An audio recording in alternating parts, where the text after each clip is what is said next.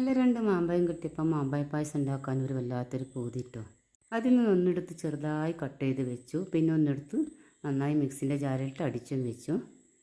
പിന്നെ ഒരു പാത്രം എടുത്ത് വെച്ച് അതിൽ 3/4 ലിറ്റർ പാലൊഴിച്ച് കൊടുക്കാം. പാൽ നന്നായി ചൂടായി വരുന്ന സമയത്ത് 1 കപ്പ് ചൗവരി കുതിർത്ത് വെച്ചതാണ്, അതും കൂടി ഇട്ട് കൊടുത്ത് നമുക്ക് വേവിച്ചെടുക്കാം. സമയത്ത് ഒരു പിഞ്ച് ഉപ്പും ഒരു പിഞ്ച് ഏലക്കാപ്പൊടിയും ചേർത്ത് കൊടുക്കാം.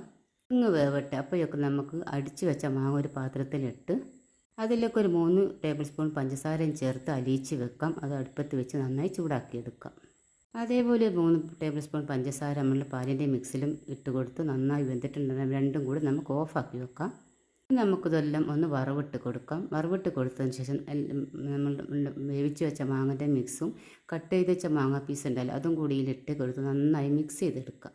ഇനി മാമ്പഴം ഉള്ളപ്പോൾ പായസം ഉണ്ടാക്കാൻ ആരും മടിക്കില്ല കേട്ടോ. അത്രയ്ക്ക് നല്ല ടേസ്റ്റാണ്. തയ്യാറാക്കി നോക്കൂ, ഫീഡ്ബാക്ക് അറിയിക്കും. ഇൻഷാ അല്ലാഹ് പുതിയൊരു വീഡിയോയുമായി വീണ്ടും കാണാം.